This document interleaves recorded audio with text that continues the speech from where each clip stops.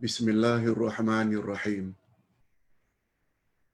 Alhamdulillah nahmaduhu wa nasta'inuhu wa nastaghfiruh.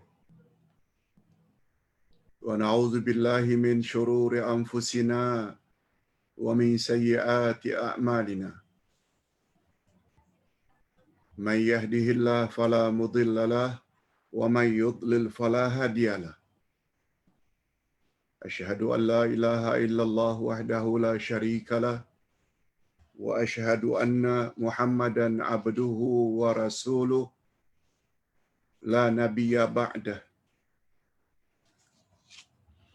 Allahumma salli wa sallim ala nabiyyina Muhammad wa ala alihi wa sahbihi ajma'in, amma ba'd.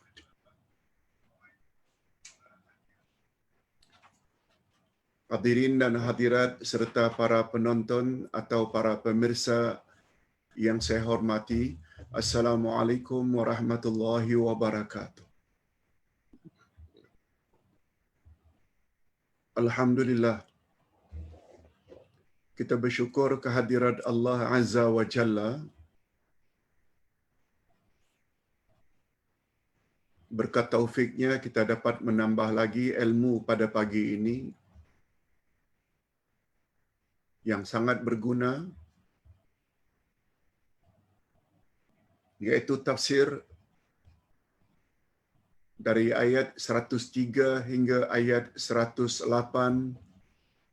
dari surat Al-Kahfi. Ayat-ayat ini termasuk 10 ayat terakhir dari surat Al-Kahfi yang pernah dijanjikan oleh Nabi sallallahu alaihi wasallam. Siapa yang menghafal 10 ayat terakhir dari surat Al-Kahfi, niscaya dia terhindar daripada fitnah Dajjal akhir zaman. Dari ayat 103 hingga 108 termasuk ke dalam 10 terakhir dari surat Al-Kahfi.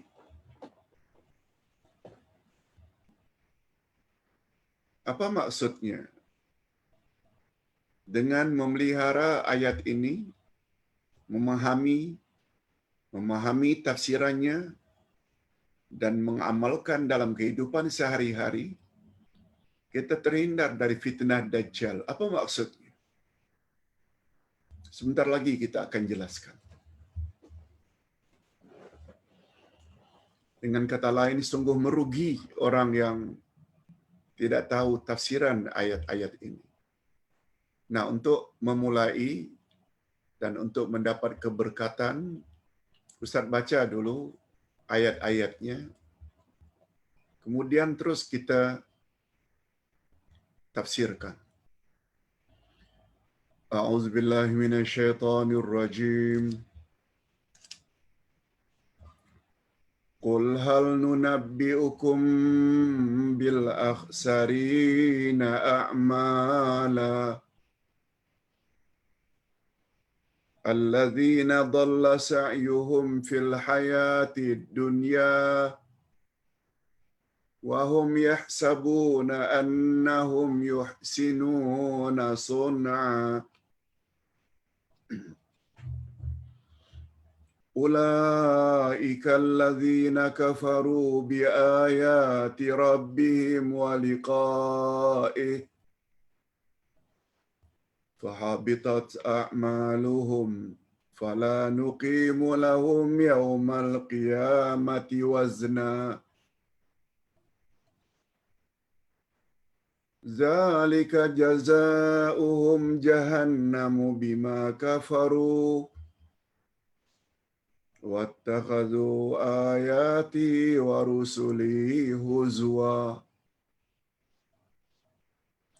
Innal ladzina amanu wa 'amilus shalihat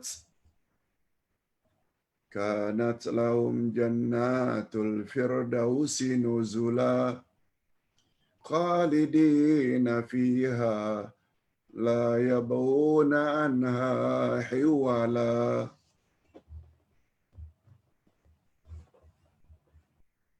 Demikianlah 6 ayat dari ayat 103 hingga ayat 108.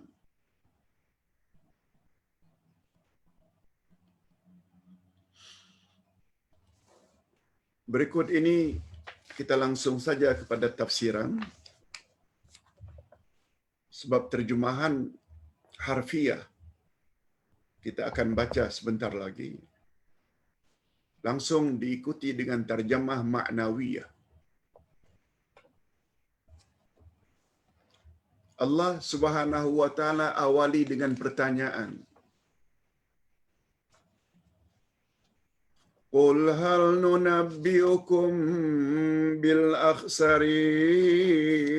a'mala.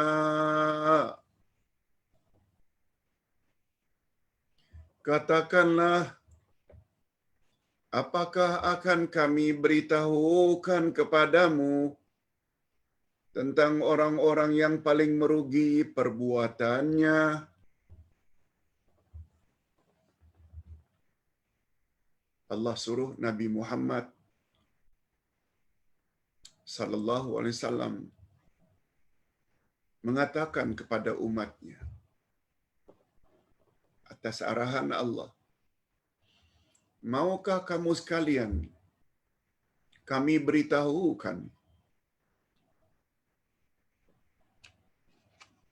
tentang orang-orang yang paling merugi perbuatannya? Dia berbuat banyak, tapi tidak ada nilainya, sehingga rugi. Okey, itu baru terjemah harfiah. Apa dia tafsirannya? Ini dia. Katakanlah, wahai Muhammad, adakah aku khabarkan kepada kamu tentang orang-orang yang paling merugi amalannya? Allah suruh. Itu sebabnya dia awali dengan qul, katakan.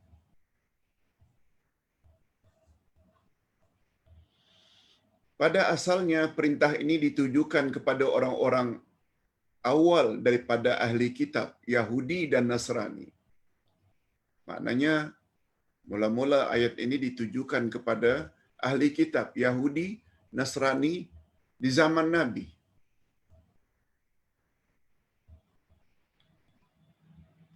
Yang ingkar terhadap ajaran yang dibawa oleh Nabi Muhammad sallallahu alaihi wasallam. Pada asalnya, ayat ini ditujukan kepada ahli kitab. Tapi tujuan ayat ini diturunkan bukan hanya untuk ahli kitab. Ini sesuai dengan kaedah ilmu tafsir, malah tergolong ke dalam kaedah utama dalam ilmu tafsir. Selalu kita ulang-ulang, al-ibrah bi umumil alfaz, la bi khususil asbab. Segala pengajaran yang terkandung dalam Al-Quran adalah seumum lafaznya. Ia bukan khas untuk orang-orang yang karenanya ayat itu diturunkan. Betul? Ayat ini diturunkan mula-mula disebabkan sikap ahli kitab Yahudi dan Nasrani yang menolak ajaran Nabi Muhammad sallallahu alaihi wasallam. Apakah ayat ini khas untuk mereka? No. Ayat ini termasuk umat Nabi Muhammad sallallahu alaihi wasallam. Juga ada di kalangan mereka yang amal mereka sia-sia. Sedangkan mereka beranggapan amal mereka diterima oleh Allah, tapi tidak. Yes, itu maksudnya. Atas dasar kaedah inilah, maka ayat ini ditujukan kepada semua manusia. Lebih-lebih lagi terhadap orang yang mendakwa penganut ajaran Nabi Muhammad sallallahu alaihi wasallam seperti kita. Jadi maksud ayat, ini terjemahannya maknawiyah, ini tafsirannya, maksud ayat Wahai Muhammad, katakan olehmu kepada seluruh manusia. Lihat, bukan pada ahli kitab, seluruh manusia. Adakah aku khabarkan kepada kamu tentang orang-orang yang paling rugi amalannya secara total, secara menyeluruh?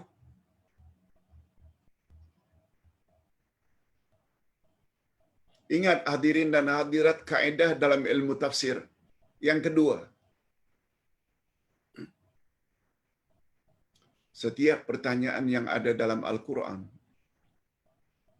Allah tiba-tiba bertanya, atau Nabi Muhammad sallallahu alaihi wasallam di dalam hadisnya tiba-tiba bertanya, dia membawa makna perkara yang ingin Allah sampaikan itu, perkara yang ingin disampaikan oleh Nabi itu adalah perkara sangat mustahak.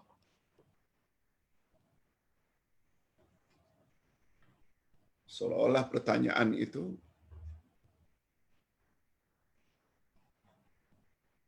supaya manusia ingat, perasan, yang kadang-kadang mereka tak perasan.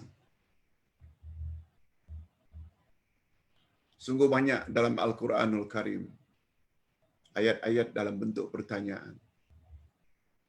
Ustaz buat contoh ayat 10, 11 dari surat Saf.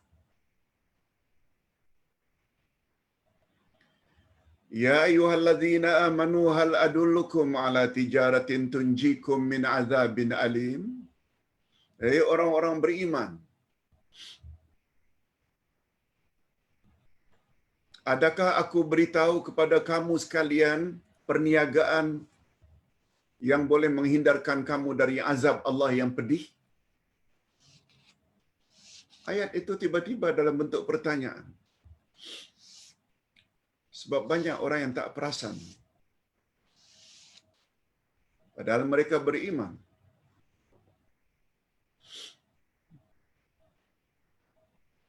Bahawa mereka telah buat kerja-kerja yang boleh mengakibatkan mereka dihumban ke dalam api neraka Jahannam. Azab yang pedih. Lalu Allah SWT jawab setelah ayat itu, tu'minuna billahi wa rasulih. Pertama, kamu mesti mantapkan imanmu kepada Allah dan Rasulnya. Itu nomor satu, untuk terhindar daripada azab yang pedih di akhirat nanti. Tu'minuna billahi wa rasulih. Mantapkan imanmu pada Allah dan Rasul. Kemudian diikuti dengan wa tujahiduna fi sabilillahi bi amwalikum wa anfusikum. Yang kedua, kamu hendaklah bersungguh-sungguh di jalan Allah dengan hartamu dan dengan dirimu. Banyak bersedekah, banyak infak, banyak wakaf. Itu dengan harta. Atau dengan dirimu. Salat, puasa, baca Quran, hadiri dan dengar majlis ilmu. Jadi iman saja tak cukup, diikuti dengan amal saleh. Sama ada amal saleh dalam bentuk harta atau amal saleh dalam bentuk perbuatan yang dilakukan oleh diri. Lalu apa kata Allah bila dua itu kita miliki? Zalikum khairul lakum in kuntum ta'lamun. Yang dua itu better for you, khairul lakum, lebih baik bagimu sekiranya kamu tahu, sekiranya kamu mengerti. Apa dua itu? Iman dan amal soleh. Berapa banyak orang-orang yang beriman, umat Nabi Muhammad, yang imannya dicampur dengan syirik, khurafat. Berapa banyak amalan-amalan orang-orang Islam yang banyak buat bid'ah. Ini topik ini sengaja Ustaz letak setelah topik bahaya bid'ah. Sebab bid'ah itu amalnya ditolak. Ni sebagai contoh. Bila ada pertanyaan dalam Al-Quran, mesti perkara yang Allah ingin sampaikan itu perkara yang sangat penting. Sebabnya Ustaz ajak para jemaah sekalian pahami ini 6 ayat ini. Yang insya-Allah bila kita berpegang teguh, kita tidak akan dapat digoda oleh Dajjal akhir zaman. Siapa Dajjal? Kalau kita lihat dalam kamus Dewan Bahasa, Dajjal itu pembohong besar, penipu besar. Dan termasuk penipu-penipu itu adalah dari kalangan ulama.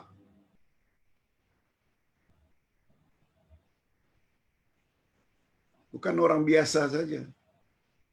Nabi bersabda, dengar baik-baik. Akhwafu ma akhafu ala ummati al-a'immatal mudhillin. Yang aku paling takut menimpa umatku pada akhir zaman ialah munculnya imam-imam yang menyesatkan. Nabi tak ajar, dia ajar. Nabi tak cakap, dia sampaikan. Berapa banyak para ulama yang menganjurkan amalan-amalan tertentu, termasuk selawat-selawat tertentu. Kononnya dari Nabi, padahal Nabi tidak sebut. Itulah dia. Al-a'immatal mudhillin. Ustaz tidak tuduh siapa-siapa, tapi pastikan setiap amalan kita bersumber dari dalil yang sahih. Nah, timbul pertanyaan, siapakah mereka itu yang amal mereka di dunia merugi saja, tidak ada nilai di akhirat? Allah jawab. Kita baca ayatnya sekali lagi. Alladzina dhalla sa'yuhum fil hayati dunya wa hum yahsabuna annahum yuhsinuna sun'a. Itu sebab ada kata yaitu. Bila ada yaitu, maknanya ayat ini sebagai penafsir ayat sebelumnya. Siapa orang-orang yang merugi amal-amalnya itu? Yaitu orang-orang yang telah sia-sia perbuatannya dalam kehidupan di dunia ini. Sedangkan mereka menyangka bahawa mereka berbuat sebaik-baiknya. Berapa banyak orang-orang yang buat penambahan sana dan sini dalam satu-satu amalan atau zikir-zikir, selawat-selawat yang mendakwa, oh, dengan adanya penambahan itu menjadi lebih baik. Bukan dia takut buat bid'ah, malah dia mendakwa apa yang dia buat itu, yang diajar oleh gurunya itu, itulah yang terbaik. Dia menyangka, dia perasan, dia GR. Tahu GR? Kata orang seberang GR, dalam bahasa Malaysia GR. G itu gede, besar. R itu rasa.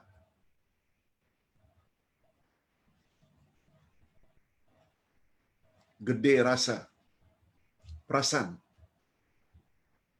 Apa yang dia buat itu baik, padahal perbuatan-perbuatan yang dia buat sia-sia, tidak ada nilai di sisi Allah di akhirat nanti. Itu maksudnya. Coba dengar apa kata ulama tafsir terkemuka Imam Ibnu Katsir. Menurut Imam Ibnu Katsir dalam tafsirnya, mereka adalah semua orang yang beribadat kepada Allah. Beribadat, bukan tak beribadat. Mereka adalah semua orang yang beribadat kepada Allah. tetapi tidak mengikut jalan yang disyariatkan. Mereka menyangka amalan mereka diterima, padahal mereka keliru. Amalan mereka sebenarnya ditolak oleh Allah. Dalam hadis sahih kita baru sebut pelajaran minggu lalu. Man amila amalan laisa alaihi amruna fahuwa radd. Siapa buat amalan tidak ikut cara kami, amalnya ditolak. Tak takut ke?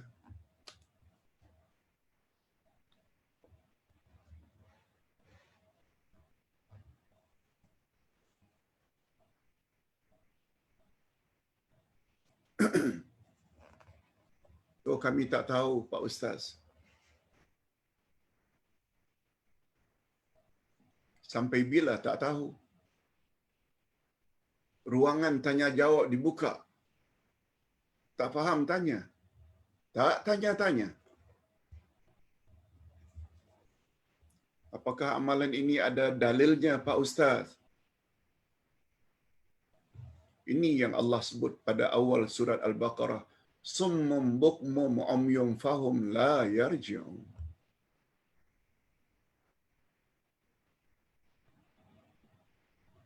Mereka bisu, mereka pekak, mereka buta, dan mereka tidak akan dapat kembali ke jalan kebenaran. Ada mulut tak mau tanya. Ada telinga tak mau dengar majlis ilmu. Ada mata tak lihat kebenaran yang disampaikan. Ini buku ada. Tengok. Ustaz sampaikan bukan suka-suka hati dengan akal. Semua ada rujukannya. Referensinya. Tafsir Ibnu Katsir jilid sekian, muka surat sekian. Masih lagi kita dituduh pembawa ajaran songsang.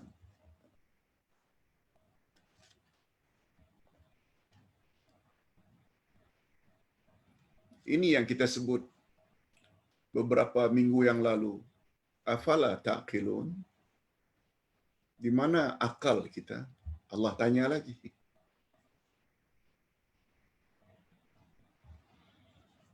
Mereka inilah yang dimaksudkan oleh Allah dalam firman-Nya.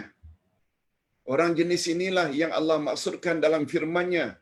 Surat Al-Furqan ayat 23.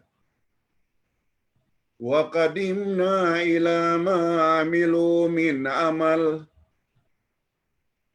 faja'alnahu haba'am mansura.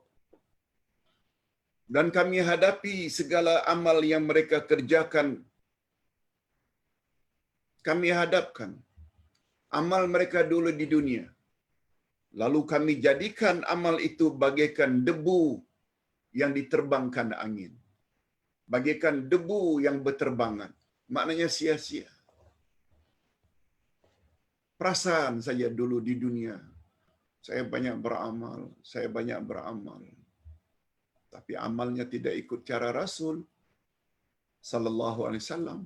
Sia-sia.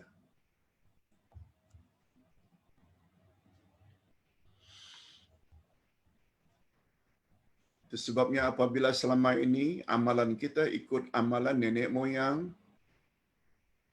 amalan yang kita lakukan adalah ikut-ikutan, sekarang kita belajar. Bila ternyata amalan itu, bila disesuaikan dengan ajaran Nabi Muhammad ternyata bercanggah, berlapang dada sajalah. Tinggalkan amal itu. Ambil amal yang ada sumbernya dari Nabi sallallahu alaihi wasallam. Kalau tidak, ini akan jadi haba'an mansura. Awak salat, salatmu ditolak. Awak puasa, puasamu ditolak. Itu sebabnya Ustaz awali ibadat ini dengan salat dulu. Dan minggu hadapan insya-Allah kalau panjang umur kita tidak mula pula dengan semat Ramadan. Ramadan yang sempurna lagi berkesan. Macam mana? Perlu ilmu. Itu Sebabnya dalam Islam bukan amal yang perlu didahulukan, ilmu. Sebabnya kaedah menyebut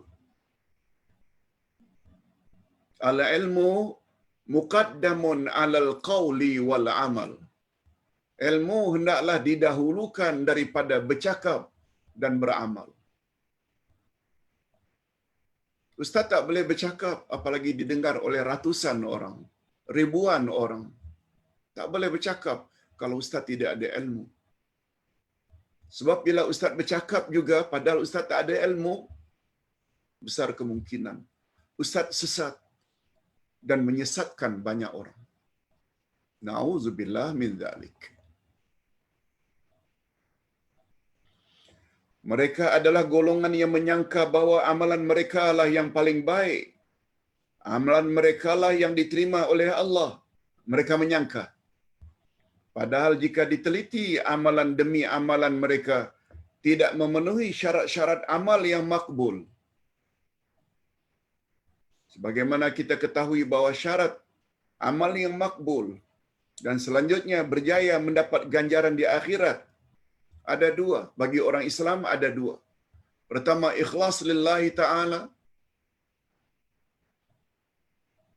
Tidak boleh ada syirik, walaupun syirik kecil. Dan yang kedua, ittiba'ur rasul. Kita dah jelaskan dengan panjang lebar. Ikut cara Rasul dalam beribadat. Ada 6 jenis.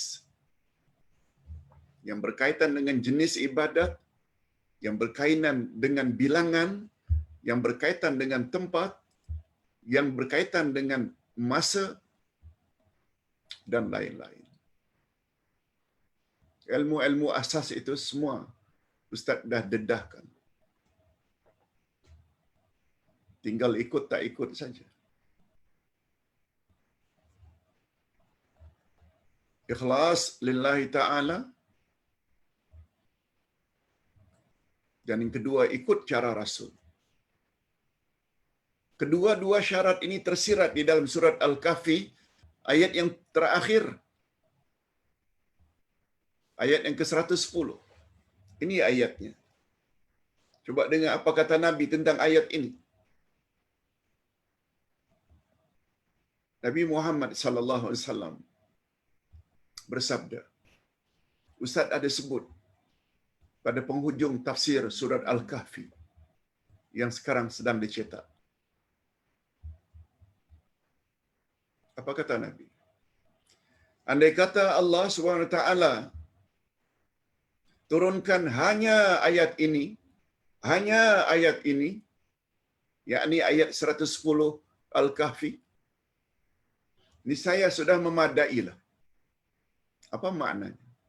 Hebatnya ayat ini. Faman kana yarju liqa'a rabbih falyamal amalan salihan wa la yusyrik bi'ibadati rabbih ahada. Ustaz,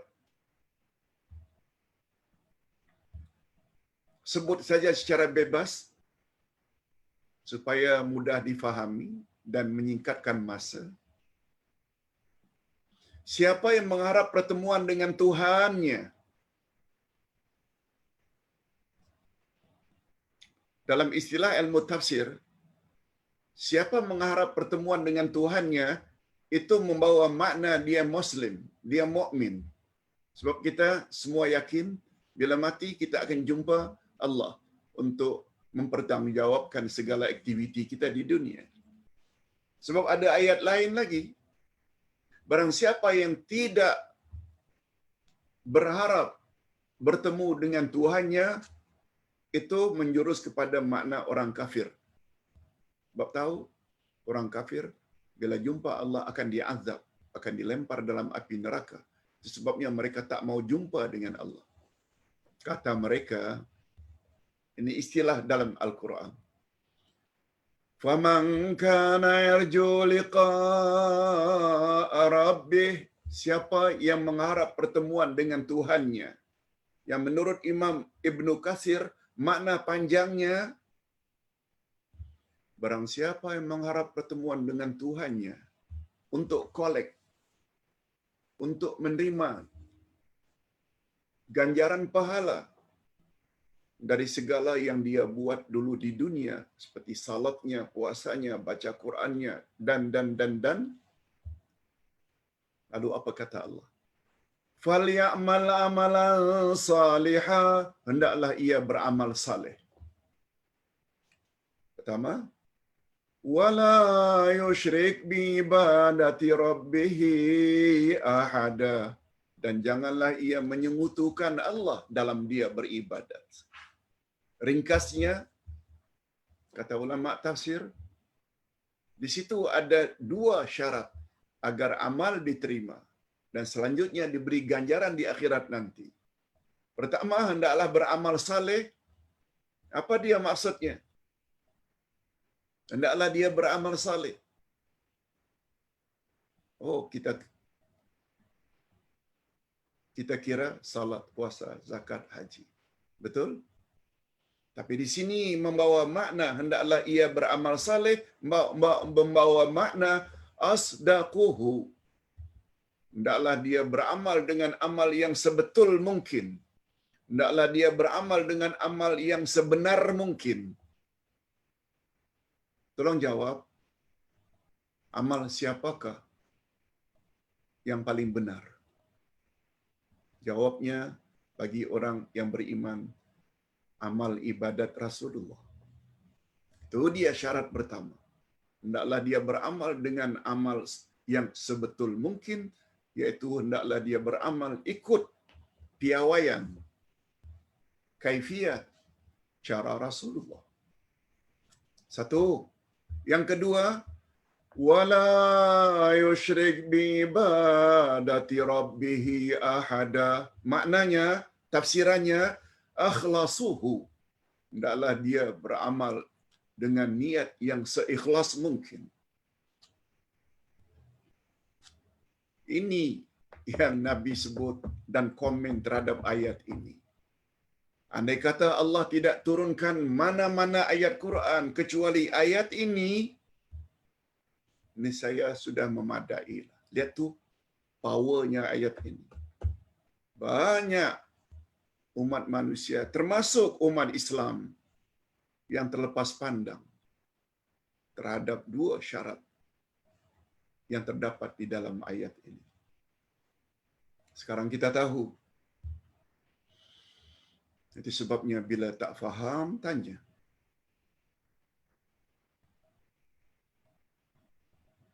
Hadirin dan hadirat rahimakumullah.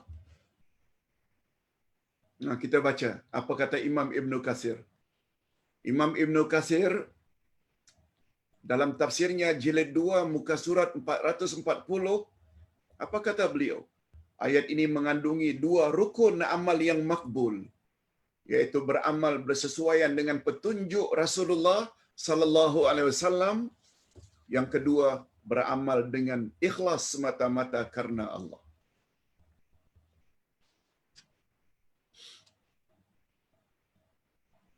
Allah Subhanahu wa taala selanjutnya menyebut apakah penyebab amal mereka tidak diterima oleh Allah.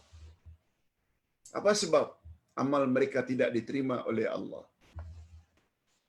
Mereka itu adalah orang-orang yang ingkar pada ayat-ayat Allah dan pertemuan dengannya.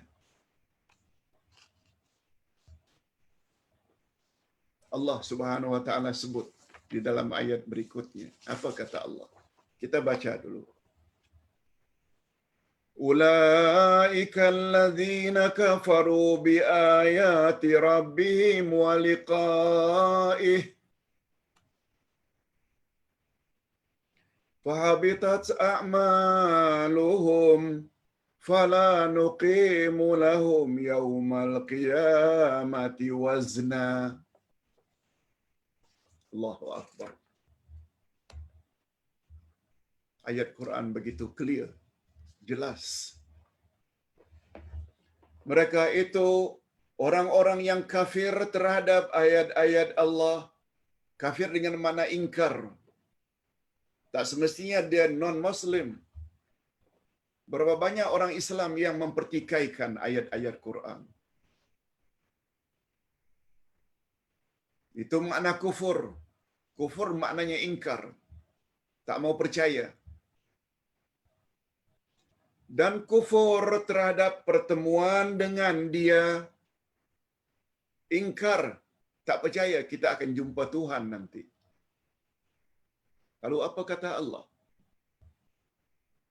Bila tak percaya pada ayat-ayat Allah, tak percaya akan jumpa dengan Allah, maka hapuslah amalan-amalan mereka dan kami tidak mengadakan sesuatu pernilaian bagi amal mereka pada hari kiamat. Zero. Tidak ada nilai di sisi Allah.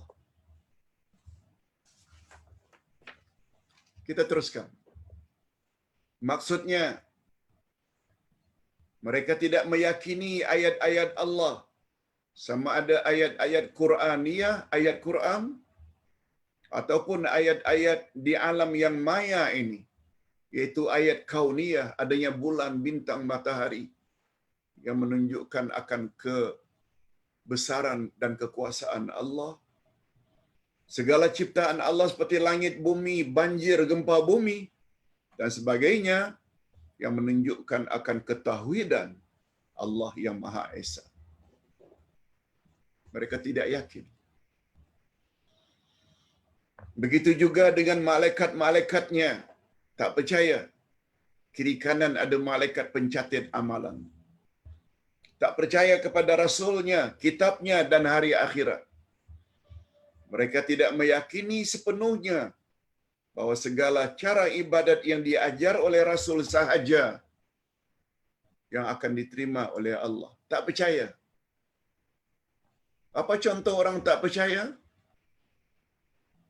Bila seseorang yang diajar oleh gurunya dengan amalan-amalan tertentu, lalu kita coba nasihati, sampaikan. Menurut Rasul itu amalan itu begini, bukan begitu. Tidak, guru saya lebih tahu. Indirectly, secara tidak langsung, dia telah perlekeh. Kata orang Indonesia, dia telah perleceh Nabi Muhammad sallallahu alaihi wasallam. Dia lebih percaya dengan apa yang dikatakan oleh tuan gurunya, kiainya,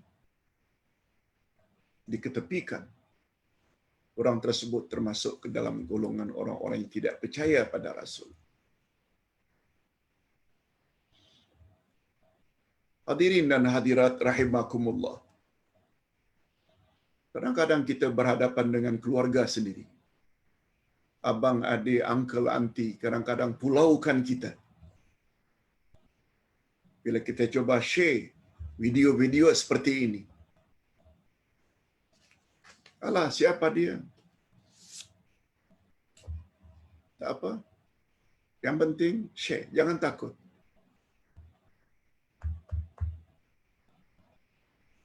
Tugas kita hanya menyampaikan saja. Masalah dia terima, tak diterima, itu urusan dia dengan Allah. Nabi Muhammad sallallahu alaihi wasallam tidak dikenakan dosa oleh Allah disebabkan uncle-nya tak mau percaya. Apa sebab? Karena Nabi sudah sampaikan. Nabi Ibrahim tidak berdosa di sisi Allah. Walaupun bapaknya kafir, pembuat berhala. Nabi Nuh tidak berdosa. Walaupun anaknya Kanaan itu tak mau percaya. Apa sebab? Sebab semua mereka telah sampaikan. Itu sebabnya Allah Subhanahu wa taala katakan kepada Nabi Muhammad sallallahu alaihi wasallam, "Wa ma 'alaika illal balaghul mubin." Tugasmu, hai Muhammad, tidak lain kecuali menyampaikan saja. Kerja membuka hati seseorang itu bukan kerja engkau, hai Muhammad. Itu sebabnya kadang-kadang kita hadapi, kadang-kadang saudara mara kita, adik-beradik kita, Kadang-kadang anak-anak kita tak dengar cakap. Jangan fras. Jangan give up. Jangan serik. Nasihati terus. Dan kita mengharapkan mudah-mudahan semua saudara mara kita, adik-beradik dan anak cucu kita semuanya mendapat hidayah Allah dengan makna Allah buka hati yang dipanggil dengan taufik. Jangan give up. Jangan sampai melaknat atau mengutuk. Lebih-lebih lagi kaum ibu. Nabi ingatkan, jangan sekali-kali wahai ibu-ibu melaknat anakmu. Laknat maknanya mengutuk. Dan dalam bahasa Arab, laknat maknanya minta jauhkan dari rahmat dan kasih sayang Allah. Mulut ibu masin. Bila itu dia sebut, anaknya akan celaka. Dan kita tak mahu itu terjadi. Nasihati. Ibu bapa tetap akan diberi ganjaran pahala oleh Allah dengan penyampaiannya.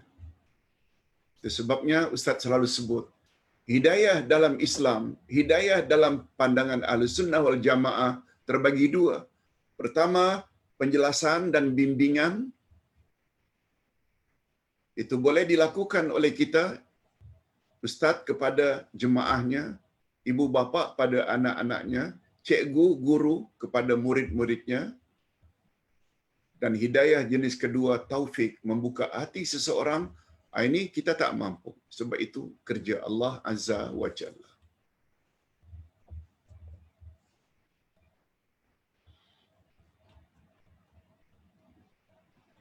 Ini terbukti daripada sikap setengah manusia yang menolak hadis-hadis yang sahih hanya karena terlalu ta'assub dengan ajaran gurunya.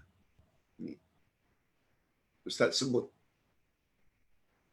Sebab Ustaz juga kadang-kadang berhadapan dengan jemaah jenis ini. Kalau mereka benar-benar meyakini akan hari pertemuan dengan Allah untuk menerima ganjaran di sisinya, niscaya mereka tidak akan menolak apa sahaja ajaran yang berasal dari Nabi Muhammad sallallahu alaihi wasallam. Apalagi sampai menuduh orang yang mengikuti sunnah sebagai puak yang sesat.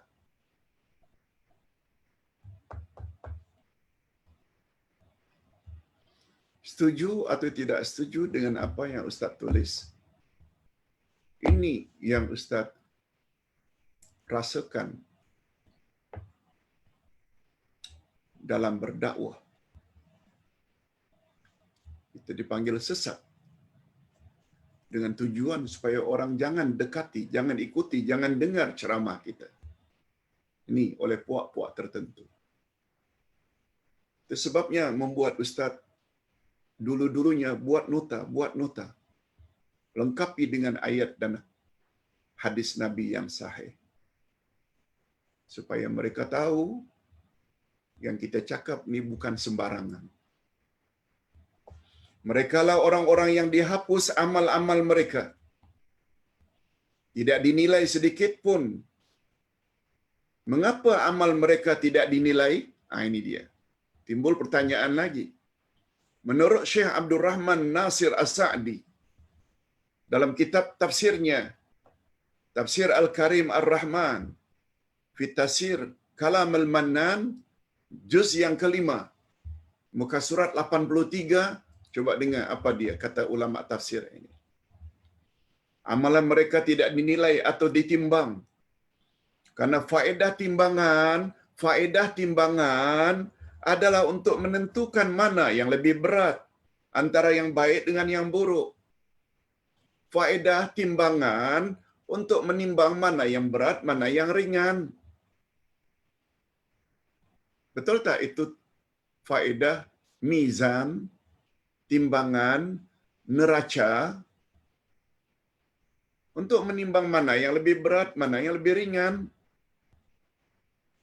Sedangkan mereka tidak memiliki kebaikan karena amalan mereka tidak memenuhi syarat. Seolah-olah mereka tidak mempunyai apa-apa kebaikan. amalnya ditolak karena ada unsur bid'ah. Nak ditimbang apa? Bahasa kasarnya, habuk pun tara, debu pun tak ada. Nak timbang apa? Faedah timbangan untuk mengetahui mana berat, mana. Itu sebabnya Allah sebut dalam surat Al-Qari'ah, fa amma man thaqulat mawazinuhu fahuwa fi 'aisyatir radiyah. Siapa yang amal baiknya lebih berat ketika ditimbang, maka dia akan dimasukkan dalam syurga penuh diridai. Wa amma man khaffat mawazinuhu, siapa yang lebih ringan amal baiknya, dia akan dihumban dalam api yang bernyala-nyala. Na'udzubillah. Nah sekarang, orang yang buat bid'ah amalnya ditolak. Nak timbang apa? Tak ada kebaikan.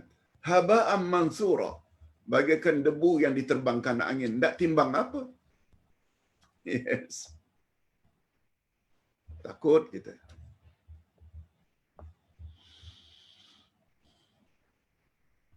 Setelah diberi peringatan seperti ini, dalam nada yang keras, masih lagi juga buat bid'ah, itu pilihan.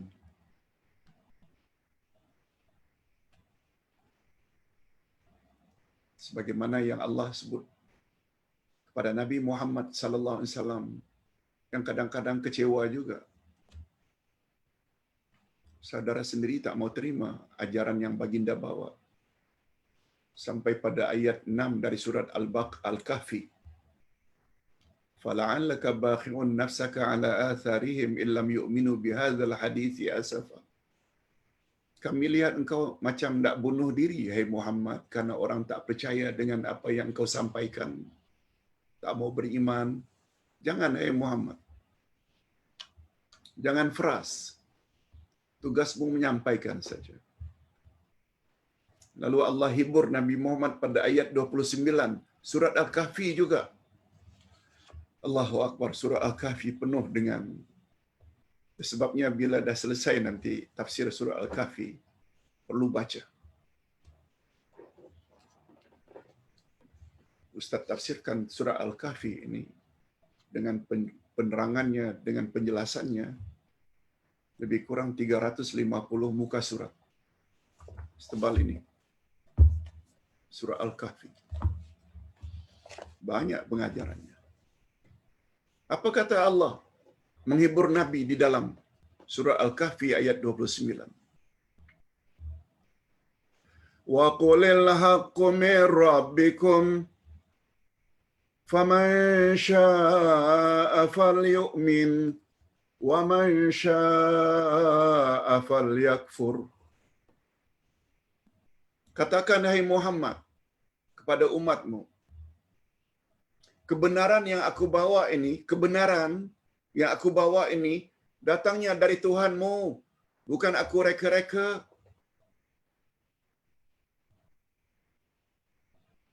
Kemudian apa sambungan ayat? Siapa di antara kamu yang mau beriman, silakan beriman. Siapa yang ingin memilih kafir, silakan kafir. Make your choice. Mau beriman atau tak mau beriman. Tanggung sendiri di akhirat nanti.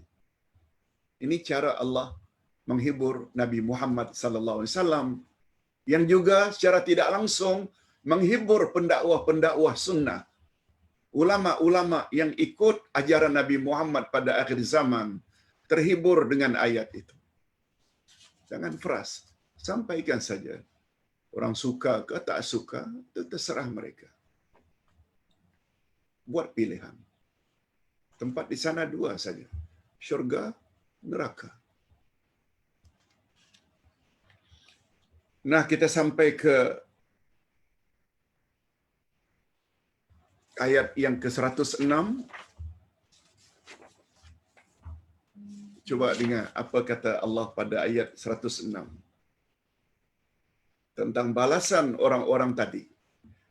Dzalika jazaohum jahannamu bima kafaru wattakhadhu ayati wa rusuli huzwa. Ini dia yang mereka bakal perolehi nanti di akhirat. Demikianlah balasan mereka itu neraka Jahannam. Na'udzubillah min zalik. Orang yang tidak mau beriman pada Allah, tidak mau beriman pada Rasul, tempat mereka Jahannam sebagai balasan.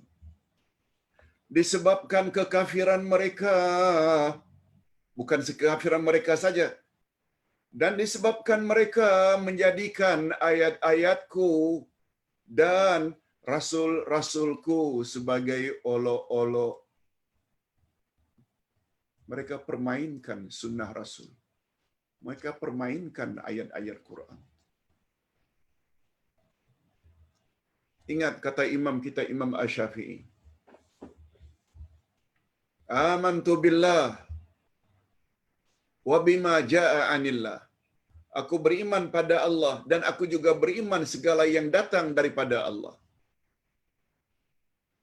Amantu bir rasul wa bima jaa anir rasul.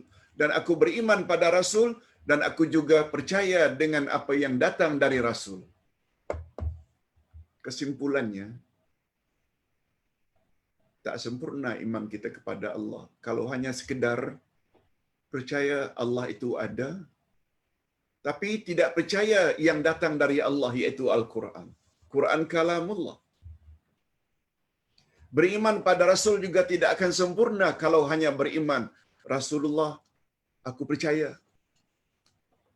Baginda Rasul terakhir, tidak ada Rasul sesudah itu. Tapi hadis-hadis Nabi kita tidak percaya, malah kita perolok-olok. Cantik kata-kata imam kita, Imam Asy-Syafi'i. Mengaku bermazhab Syafi'i, tapi pandangan dan pegangan Imam Syafi'i ini tak diambil. Rugi. Demikianlah balasan mereka itu, dihapuskan amalan mereka, tidak dinilai sedikit pun. Ini adalah disebabkan karena kekufuran mereka terhadap ayat-ayat Allah. Nah, di sini Ustaz sebut juga, lihat antara lain ayat 110 surat Al-Kahfi. Tadi sudah dijelaskan. Sampai kata Nabi, andai kata Allah tidak turunkan Al-Quran semuanya, kecuali satu ayat saja, ayat 110 Al-Kahfi, sudah memadai bagi mereka untuk mencapai bahagia dunia akhirat. Power.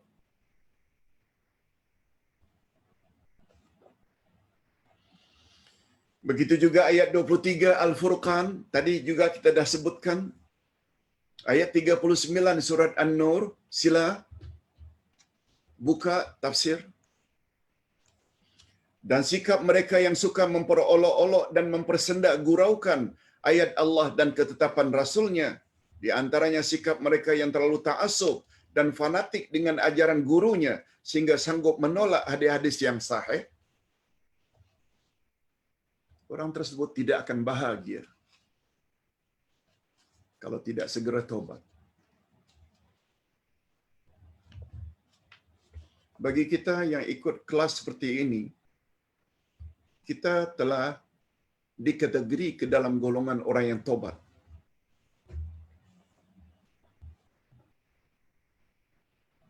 Apa makna tobat? Taba yatubu taubatan sama dengan raja'a yarji'u ruju'an. Tobat sama dengan rujuk.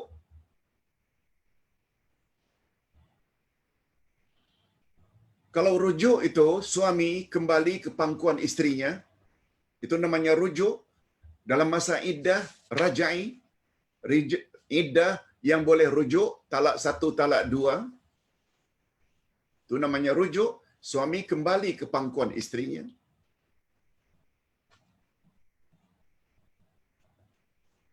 Tobat pula dengan makna kembali ke pangkuan ilahi. Banyak ambil tahu apa yang Allah kata. Ikut apa yang Allah suruh. Ikut apa yang Rasul suruh. Dan untuk kembali kepada Allah dan Rasul, impossible. Andai kata tidak banyak tahu dengan apa kata Allah, Al-Quran, apa kata Rasul, sunnah Nabi. Atas sebab itu, buku seumpama ini Ustaz rasa perlu ditulis ke arah memahami Al-Quran dan Al-Hadis. Al-Quran kata-kata Allah, hadis kata-kata Rasul.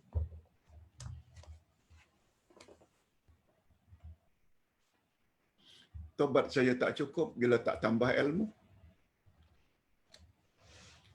Padahal sepatutnya terhadap ayat-ayat Allah dan syariat Rasulnya mestilah kita ikuti sepenuhnya tanpa membangkang sedikit pun. Mengapa tak boleh bangkang? Ayat Quran sungguh banyak menyebut Ati'ullah wa ati'ur Rasul. Taatlah Allah dan taatlah Rasul. Lihat ayat 159 dari surat An-Nisa. Orang-orang beriman, taatlah Allah, taatlah Rasul. Dan ulil amri, di depan ulil amri tidak ada ati'u. Ulil amri maknanya umara, pemimpin keduniaan, ulama, pemimpin keagamaan. Di depan ulil amri, umara dan ulama tidak ada ati'u, ia memberi isyarat. Taat kepada ulama bersyarat, selagi tidak bercanggah dengan kehendak Allah dan kehendak Rasul. Tetapi di depan Allah ada ati'u, diulang sekali lagi, wa ati'ur Rasul. Ini memberi makna sama taraf taat Allah dengan taat Rasul. Golongan di atas tadi telah berbuat sebaliknya, maka keadaan yang akan mereka dapati juga akan sebaliknya. Bukan syurga, tapi sebaliknya jahannam menunggu. Mereka menyangka selama ini apa yang dibuat adalah baik dan dapat membawa faedah. Tetapi sebaliknya, bukan saja tidak dinilai sedikit pun amalannya, malahan azab yang akan mereka perolehi. Golongan inilah barangkali yang dimaksudkan oleh Rasulullah sallallahu alaihi wasallam. Coba dengar apa kata Rasul orang seperti ini. Ustaz sebut sajalah. Kata Nabi, orang macam itu tak ubahnya seperti orang yang gemuk badannya. Gemuk badannya. Besar badannya. Tapi setelah ditimbang, beratnya tidak lebih daripada sayap nyamuk. Sayap nyamuk. Tak lebih daripada sayap nyamuk. Hadis sahih riwayat Imam Bukhari. Coba dengar hadisnya. Innahu la ya'tir rajulul azimus saminu yaumal qiyamah wa la yazinu indallahi janaha ba'udah. Akan didatangkan seorang laki-laki yang gemuk badannya pada hari kiamat. Gemuk. Yang tidaklah berat timbangannya di sisi Allah, melainkan sama dengan berat sayap nyamuk. Ini maksud Nabi. Orang yang beranggapan selama ini amalnya banyak. Oh, saya nanti akan masuk syurga. Oh, ketika ditimbang macam sayap nyamuk. Setelah menjelaskan, ini terakhir. Setelah menjelaskan tentang kemana akan berakhirnya nasib orang-orang yang ingkar terhadap ayat-ayat Allah dan ajaran Rasulnya, na'udzubillah min dzalik, berikut ini dijelaskan pula ganjaran dan nasib orang-orang yang beriman dan beramal saleh. Apa kata Allah tentang golongan ini pula? Coba tengok sekali lagi muka surat 181. Innal ladzina amanu wa amilus salihat kanat lahum jannatul firdausi nuzula khalidina fiha la yabuna anha hiwala. Allahumma ja'alna minhum. Ya Allah, masukkanlah kami ke dalam golongan ini. Coba lihat terjemahannya. Dua ayat terakhir.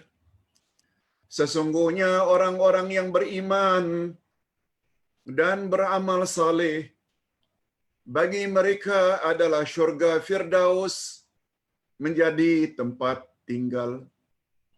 Mereka kekal di dalamnya. Mereka tidak ingin berpindah daripadanya. Allahu Akbar.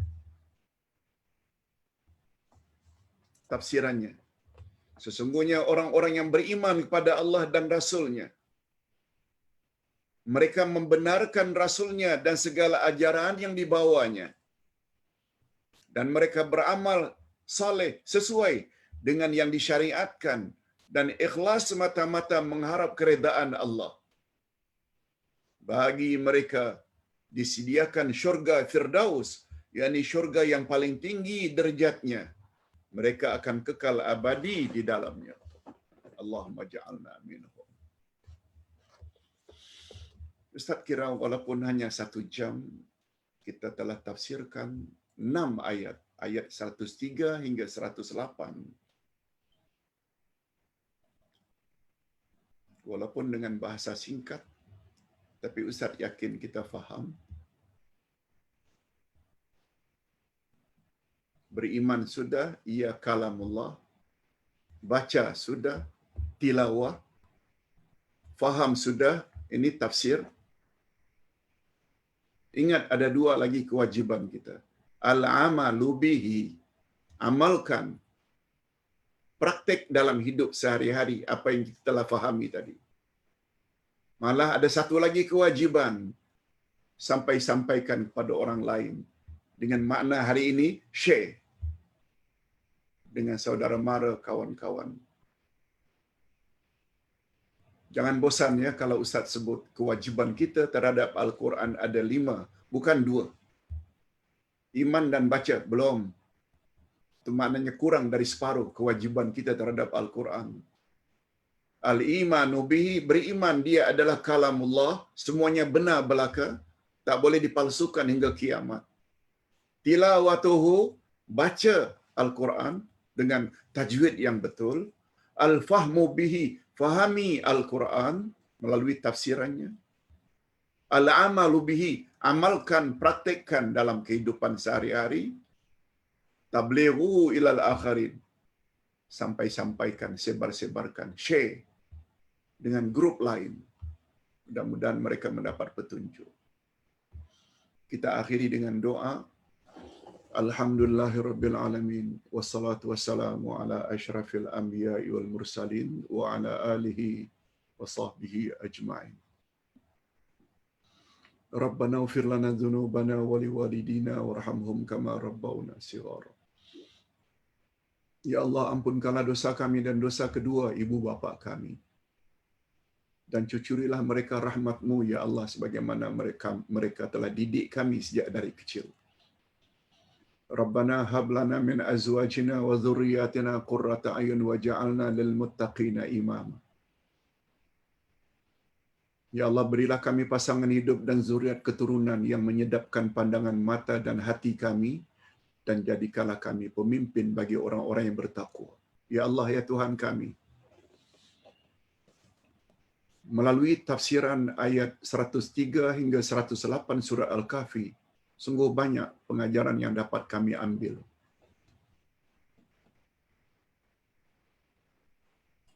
Oleh sebab itu, hindarkanlah kami daripada golongan yang pertama, yang tidak mau percaya dengan ayat-ayat-Mu, tidak mau percaya dengan hadis-hadis Nabi, akhirnya mereka dihumban ke dalam neraka Jahannam. Na'udzubillah min dzalik. Dan kami juga memohon, ya Allah, kiranya Engkau masukkanlah kami ke dalam golongan yang kedua, menurut urutan tafsir ayat tadi, yaitu golongan orang-orang yang beriman lagi beramal saleh. Mereka beramal dengan niat yang ikhlas semata-mata karena engkau dan tidak mau terlibat dengan apa-apa bentuk syirik dan khurafat. Dan yang kedua, mereka senantiasa menerima segala yang datang dari Nabi Muhammad sallallahu alaihi wasallam, sama ada dalam bentuk akidah, kepercayaan atau amal ibadat ataupun akhlak. Jadikanlah kami ya Allah termasuk ke dalam golongan orang-orang yang beriman lagi beramal saleh sehingga kami layak memasuki syurga-Mu, syurga Firdaus. Wa sallallahu ala nabiyyina Muhammad wa ala alihi wa sahbihi ajma'in walhamdulillahirabbil alamin. Subhanakallahumma wa bihamdik asyhadu an la ilaha illa anta astaghfiruka wa atubu ilaik. Assalamualaikum warahmatullahi wabarakatuh.